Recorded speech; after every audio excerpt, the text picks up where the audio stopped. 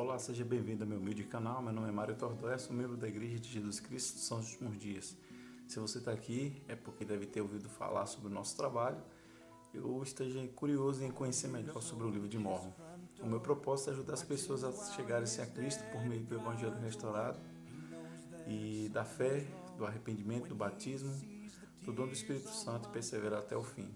Tá?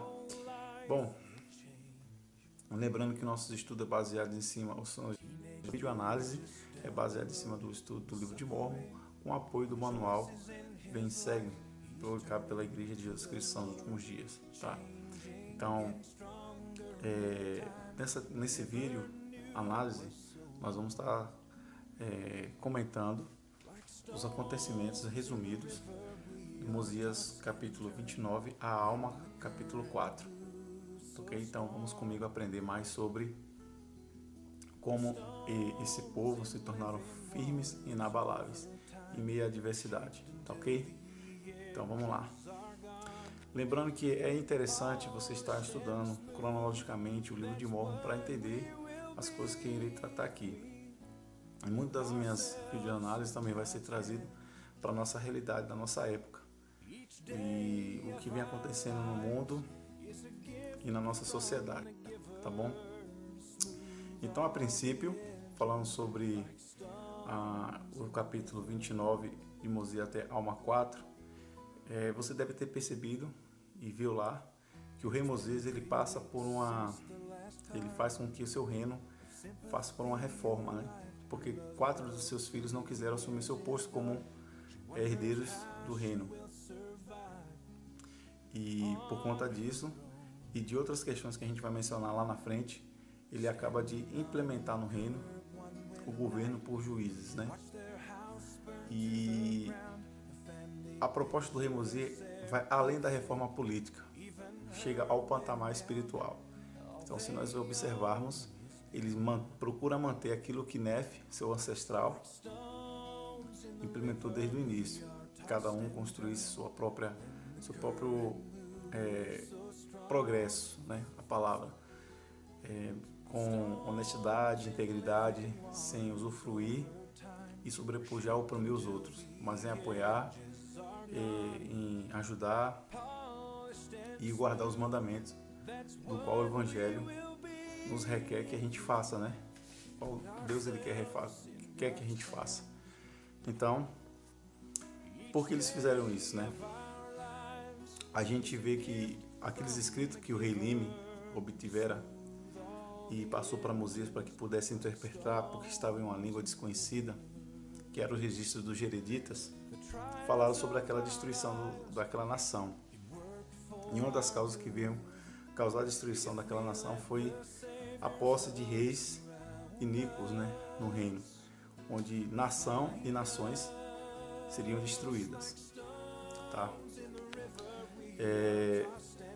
Lembrando que para que pudesse ter um progresso em coletividade, é preciso haver o arbítrio, mas o arbítrio é uma faca de dois gumes, né? O arbítrio, ele faz com que as pessoas eles possam progredir escolhendo sempre o que é certo, né? Mas também faz com que as pessoas escolham as coisas erradas. Mas se nós pudéssemos entender e pudermos ver no plano de salvação, existe algo muito abrangente e significativo, que é a expiação, que nos permite a retornar novamente à presença de Deus, limpos, né?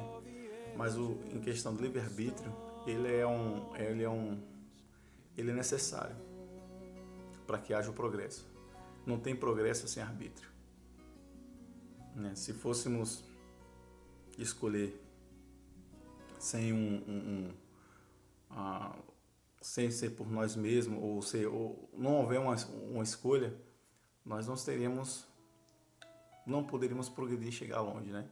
Então, Doutrina e Convênios, seção 101, 78, ele fala sobre isso, né? Diz lá, né? Para que todo homem haja em doutrina e princípio relativos ao futuro, de acordo com o arbítrio moral que lhe dei, para que todo homem seja responsável pelos seus próprios pecados no dia do juízo. Então, naquele grande último dia, não vai ser dada a justificativa de dizer, eu não consegui me progredir por conta disso ou por conta daquilo. Não, foi escolhas, foi decisões que nós tomamos na nossa vida que impediram muitas das vezes o nosso progresso. Se você conseguiu sentir no seu coração que tudo que você vem fazendo certo, vem fazendo um progresso, o Pai Celestial quer que esse mérito seja seu. Existem outros méritos, né? Outros recursos que isso, mas saberemos, e Deus saberá, e você também saberá, que se você chegou bem, é porque de fato você mereceu. Tá bom? Então isso é muito bom do arbítrio. O arbítrio, ele é interessante por isso, porque se for fracassar, a culpa é sua. Se tiver sucesso, o sucesso é seu também, tá bom? E vendo isso, o rei Mosias, ele implementou muitas leis, mas essa é uma coisa do arbítrio, ele não retirou, ele só lembrou que cada escolha tem as suas consequências e devemos arcar com ela. E a gente vai ver isso mais lá na frente. Então, com isso, em relação à reforma, né, do reino que passou até agora, não significava que os problemas terminaram. Pelo contrário, eles começaram a se intensificar. Então, esse cidadão aí, chamado Neó, ele começa a implementar ideias, né? Logo depois que o governo do juiz é colocado, Mosias já falece, né? Ele já faleceu, mas se tinha implementado essa lei dos juízes supremos na terra. E 5 anos depois, surge esse cidadão aí, fazendo muitas promessas, né? Surge uma nova ordem astuta, que dividia os nefitas entre eles mesmos. Porque ele defendia a questão de que, de fato, deveria ter um rei, né? Um reino onde tinha um rei, e esse rei deveria ser mantido, sustentado pelo povo e administrado por esse rei. Mas, como volto a falar, a preocupação do rei Mosias é que o rei iníquos subisse ao trono e assim pudesse trazer destruição ao povo. E esse começou o caso aí, como a gente vai ver lá na frente. Então, né, ele queria isso. E com a palavra de Deus, naquela época na terra, existia uma influência muito grande, né? Então, eles, como eu devo falar, ficaram atentos a isso, e uma grande maioria não quis apoiar as ideias de Neor, né? E de Elanci também, que a gente vai ver lá na frente.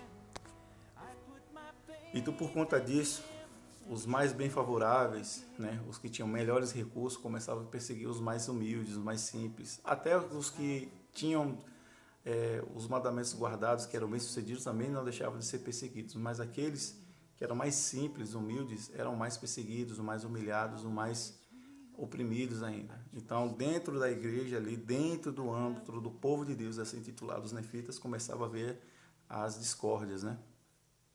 E contendas. E a gente vai ver que o povo começou a bater de frente com isso, e graças ao que foi ensinado de geração em geração, por meio do livre-arbítrio, testemunho e dos mandamentos. Então, lá em Alma 1, a gente vai ver que Neor ensina as falsidades e influencia os nefitas por muitos anos, né? E isso acontece porque aqueles nefitas que se deixaram levar por Neor acreditavam que os seus ensinamentos satisfaziam a mente carnal. Então, era uma boa ideia não ter que trabalhar, ser sustentado, era uma boa ideia não precisar levantar um prego para poder trabalhar e assim ter um recurso sempre ali. Era muito fácil. Quem hoje não quer isso? É muito tentador. Mas não é a maneira do Senhor, não é a maneira que Deus ele preparou, né? Lembra que quando lá Adão estava, ele disse para Adão: Adão, do sol do teu rosto comerás o teu pão. Então a gente precisa entender isso, que nós precisamos trabalhar e devemos trabalhar, tá? E só que aí nessa pregação toda da ideia do Neor, surge um homem chamado Gideão, né? E Gideão, como vocês já devem saber, ele foi um dos capitães-chefe do Relime na época, muitos anos atrás, seguindo essa na cronologia que a gente está falando, e ele tem um papel muito importante na história. E com certeza, por ser um homem digno, ele tinha uma posição de mestre, né, na sociedade. E ele encontrou com esse Neô pregando essas coisas e foi lá e defendeu a verdade e combateu o erro. E por ter feito isso, Neô se enfureceu, né, e desferiu golpes de espada, onde infelizmente Gideon faleceu. Neô foi levado ao Tribunal Supremo, onde Alma, já como juiz supremo, pelo esse crime, pelo esse ato de crime e as leis que abrangiam aquela nação, o condenou à morte. E assim ele foi levado à sentença de morte, onde foi obrigado, segundo os registros, a confessar os seus erros e onde teve uma morte agonizante, né? Bom,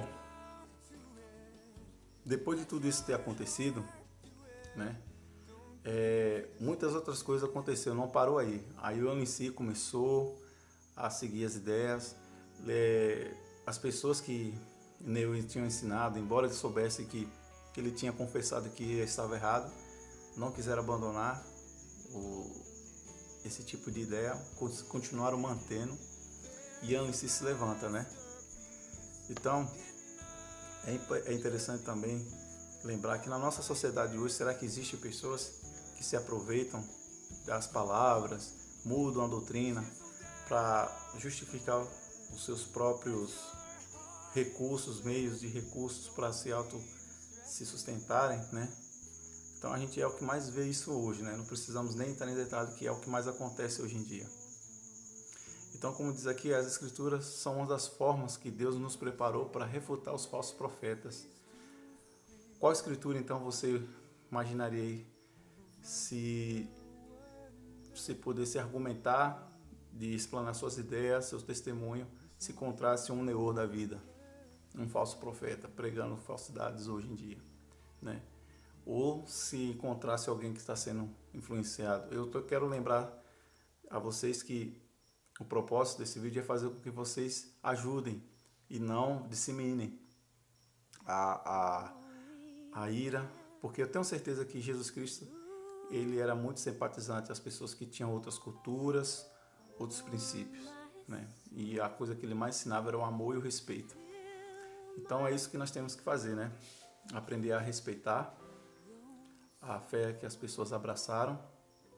Por mais que você tenha uma convicção ou outra de que talvez, né? Eu estou falando talvez porque tem que respeitar mesmo. É o que ela acredita.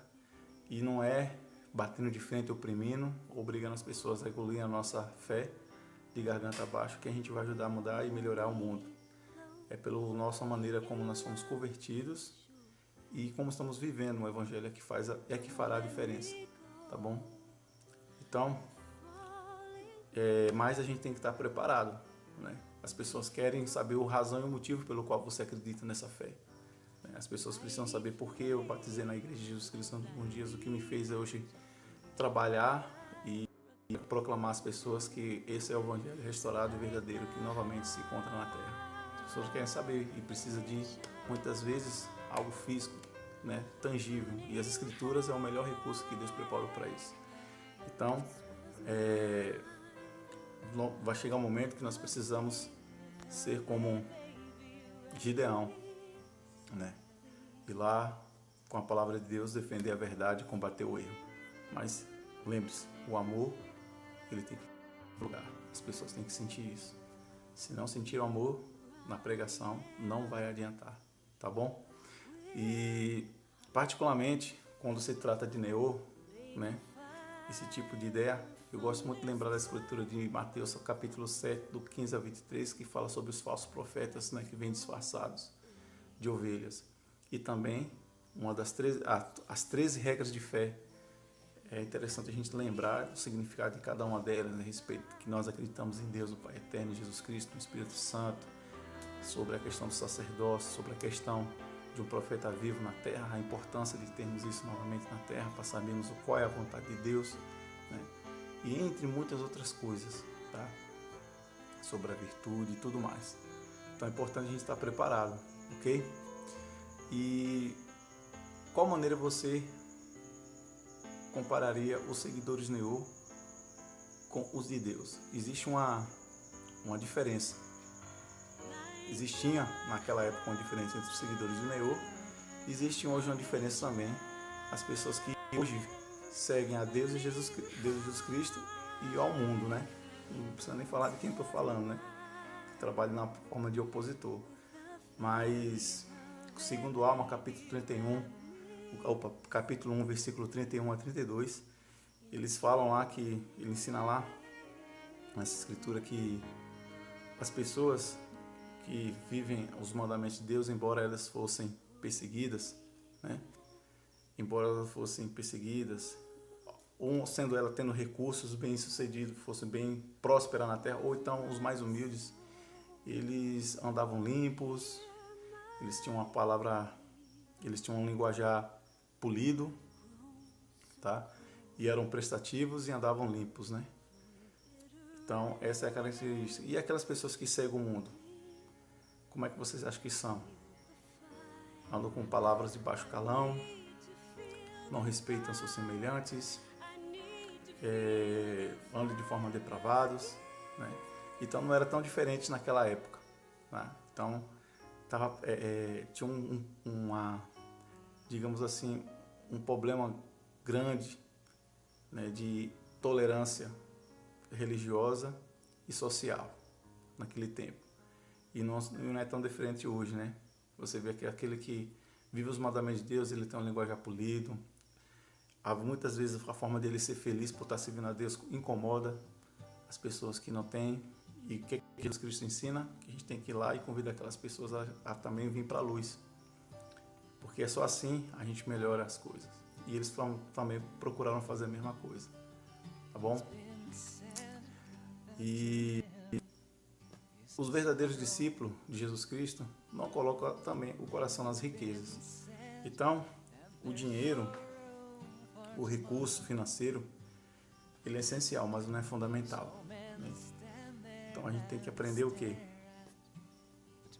Que se você que está me vendo agora, você se coloca na classe da pessoa que é simples, humilde, trabalhadora, né? Ao você também que talvez esteja um recurso bem positivo, um recurso bem elevado, a gente sabe que somos constantemente observados pela sociedade, né? E a forma como a gente lida com o nosso estilo de vida no mundo chama muita atenção. E muitas vezes somos colocados como exemplo, sem menos a gente perceber, tá? Então, manter suas convicções diante de perseguições e manter o altruísmo, né, com os necessitados, não é para todo mundo, é para poucos, né?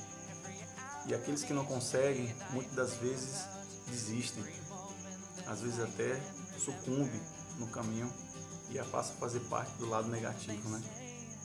Ao contrário daqueles que ainda na luta, tudo ali naquela perseguição, naquela indiferença, mas está ali presente, firme, né, fazendo sua diferença, sendo diferenciado das coisas, assumindo compromisso, não falta dia de trabalho, né, não perde o equilíbrio durante um jogo de futebol ali, alguma coisa, né, e entre muitos outros exemplos, né, no cotidiano. Então, precisamos entender melhor o que é prosperidade. Por mais que seja difícil no início, ou talvez as coisas não estão indo bem, Deus em seu o abençoará. Se está difícil para quem está lutando dignamente nos tempos de hoje, imagine para quem se entregou para as trevas da omissão, ilegalidade e depravacidade, né? Ou seja, depravação.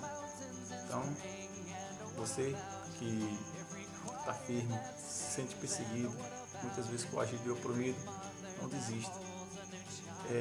É melhor assim do que se entregar e perder a intimidade com Deus. Porque quando você perde a intimidade com Deus, automaticamente você perdeu a intimidade com os homens. A humanidade, o homem natural, ele é cruel. Mas se você sente que perdeu essa intimidade, você só sente. Mas Deus nunca abandona seus filhos. Somos às vezes nós mesmos que fechamos ali, ó, aquele acesso àquelas janelas do céu, aquela comunicação. Mas ele sempre está lá do outro lado, esperando que a gente abra a janela, porque somos nós mesmos que vamos ter que abrir para entrar novamente em comunicação e intimidade com o nosso Pai Celestial, certo? Bom, então, posso exercer uma influência positiva na comunidade? Eu já falei sobre isso, né? A gente pode sim. Lembrando que devemos lembrar que o ruim, o mal também tem sua influência na sociedade. O Anlissi, que é esse cidadão que você está vendo aí, ele fez isso. Esse homem, ele andou, o que ele fez, né?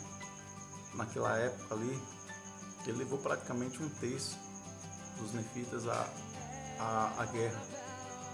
E isso causou muita destruição. Tá bom? Então, porque ele quis, além de querer chegar ao poder, ele sabia que o povo de Deus e a igreja de Deus na época não permitia, não apoiava essa ideia de que era os homens que tinham que sustentar um reino. Todo mundo tinha que trabalhar, todo mundo tinha que se prover, todo mundo tinha que servir uns aos outros, para que esse mundo fosse mais, tivéssemos fardos mais leves nesse mundo, tá? E os falsos, com relação aos falsos profetas, o livre-arbítrio é uma faca de duas mãos. Já falei sobre isso, não vou emendar aqui, tá? Para não ficar muito longo o vídeo. Mas as divergências de ideias e valores iniciam uma nova crise de guerra. Então, por conta daquilo ali, o Anlissi, ele levou uma parte do povo nefita para apoiar como rei e até apoiaram como rei, mas outra parte não. Isso gerou guerra entre eles, tá? E Anlissi, por si só, por ser expulso, né, na guerra, se juntou com os lamanitas. E assim, semelhante como os lamanitas, eles só não rapavam as cabeças, né? Mas eles pintaram a fronte, a testa de vermelho como os lamanitas, simbolizando ali agora uma nova aliança. Então, os nefitas parte dos nefitas acaba agora se juntando aos lamanitas, aumentando muito mais o número dos lamanitas, né? E assim tiveram muitas batalhas. E chegou um ponto que o próprio Alma e Anlissi lutavam de corpo a corpo, naquela luta terrível, onde Alma venceu, porque pediu, no momento da batalha ali, forças a Deus, para que o fortalecesse, né? E a gente vai ver que não foi só uma vez que isso aconteceu, e não foi só uma vez, e não foi aí que vai parar. A gente vai ver mais na frente que o Senhor vai intervir muitas vezes para o seu povo, desde quando guarda os seus mandamentos, tá bom? E o resultado da guerra é que os nefitas venceram, expulsaram ali os lamanitas novamente. Alguns dias depois, eles voltam novamente, pensando que os lamanitas, por estarem abatidos pela guerra, seria mais fácil. Eles perdem de novo e retornam, né, para suas terras, os lamanitas. E assim começa agora um período de crise, de guerra na terra, né? Então, daqui para frente, o que vocês vão ver no livro de Mórmon aqui é história de milagres, né? E também a preocupação e o amor de um Deus para cuidar dos seus filhos, tá bom? Então, a palavra de Deus e o testemunho puro pode mudar o coração das pessoas. Então, por que eu estou falando isso? Por que eu estou falando isso? Depois desses períodos de crise e guerra, que acharam um pouco, começou a observar que tudo que eles estavam passando era uma forma de uma purificação. Então, somente depois da crise da guerra, uma parte dos nefitas que não guardavam os mandamentos de Deus se arrependeram, pois suas plantações, rebanhos e mandados e campos de cereais tinham sido destruídos. Assim, refletiram em sua lembrança e cumpriram seus deveres. Então, será que hoje, nesse período que a gente vive hoje, semelhantemente, não como uma guerra brutal e física, mas uma guerra viral que hoje se encontra no mundo, será que muitos hoje não estão sensibilizados em lembrar mais de Deus, em lembrar mais do seu semelhante, para poder serem melhores como filho de Deus, será? Né? Com a nossa própria família, na nossa sociedade, enfim. Será que não existe uma semelhança? Assim, se reorganizaram e uma onda de batismo de crescimento pleno aconteceram na igreja na época. Então, Muitos voltaram a se arrepender, retomaram os estatutos, se converteram e muitos batismos aconteceram naquela época, naquela terra, ali naquele período. Então a desigualdade e indiferença novamente começa a surgir e a crise na igreja volta a emergir. Era interessante, né? É só dar um tempo de prosperidade que aí novamente os nefitas eles começavam a se tropeçar no próprio entendimento, né? Mas também no meio disso tudo, os caridosos, que além de ajudar e servir aos seus semelhantes, eram os mais perseguidos. Tá? Então, muitas vezes a alma ali procurou ajudar o povo, apaziguar, dizer que devemos ter paciência, assim como hoje, e assim a gente fazia uma diferença nessa vida, na vida das pessoas. Ok? Então, a alma começa a se preocupar e ele pensa que a palavra de Deus tem que ter mais efeito no meio do povo. Então ele começa a achar uma maneira de poder pregar ao povo. Então ele abandona a cadeira de juiz, designa um homem justo para ocupar o seu lugar como juiz supremo. O nome dele é Néfia. E aí agora ele começa a pregar ao povo. Tá bom? Aí ele coloquei ele como um símbolo de argumentando com Néfia que ele precisava ir agora. E vocês vão começar agora a conhecer uma das maiores histórias do livro de Mórmon, que é a conversão, né, de um povo. Eu vou fazer surpresa, não vou falar o nome agora, e os milagres vão acontecer, e muitas das coisas que acontecem, particularmente, eu vejo que pode acontecer na nossa vida, tá? Então vem a pergunta: você se sentiu inspirado em ajudar seus amigos e parentes, também assim como a alma teve?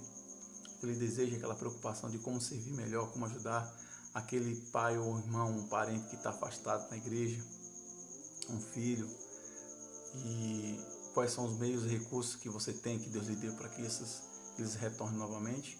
Será que Deus não pode te usar? Será que ao intensificar nossas orações com a ajuda de jejuns e outros mandamentos, não pode melhorar a sua comunicação e os milagres que Deus tem reservado na sua vida? É isso aí, pessoal.